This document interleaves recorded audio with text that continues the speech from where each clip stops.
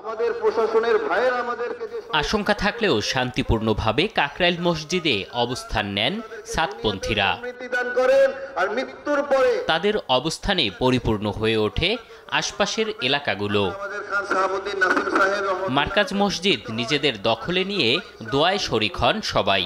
এ সময় তারা অভিযোগ করেন, আওয়ামী লীগ সরকারের সময় হেফাজত সমর্থিত জুবায়েরপন্থীরা বেশি সুবিধা ভোগ করেছে।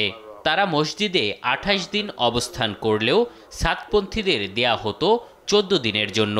এখন থেকে সমতা বিধান নিশ্চিত চায় তারা। কাকরাইল মার্কাজ এটাকে দখল করতে চাইতেছে তারা, এবং আমরা করতেছি ১৪ দিন আর তারা ২৮ দিন। এটা আমাদের উপর জুলুম করা হচ্ছে। মসজিদে ঢোকলে হারা জোর কইরা ওই মসজিদ থেকে গাঁটটি বস্তা সমস্ত কিছু তারা জোর কইরা ফালায় দেয়।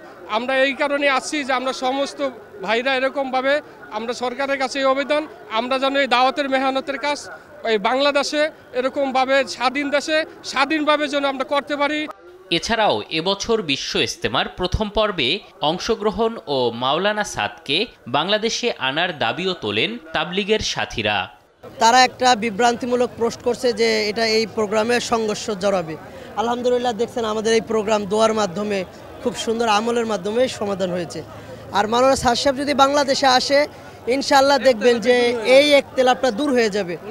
বাংলাদেশে উনাকে আসতে দেয় নাই 2018-তে, বলছে দারুল উলুম দেওবন্দের সাথে তার সাথে মতনৈক্য আছে, অথচ দারুল উলুম দেওবন্দের পাশে আর একটা দারুল উলুম দেওবন্দ অকফায় দেওবন্দ আছে।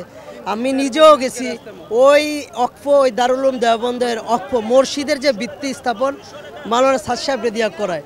গত কয়েকদিন আগে ইথিওপিয়াতে ইজতেমা হইল, আফ্রিকাতে বড় ইজতেমা হইল, মরক্কোতে ইজতেমা হইল, আমেরিকাতে হচ্ছে। উনি সারা পৃথিবীতে যেতে পারতেছে, আমাদের দেশে সে আসতে পারবে না, আসলে তার কবর রচিত করা হবে। এই ধরনের কথা বললে তো কখনো পরস্পর মুসলমানের মধ্যে তো সম্পর্ক হবে না। কেন এক মুসলমান আর এক মুসলমানের ভাই বলা হয়েছে, আয়না স্বরূপ বলা হয়েছে।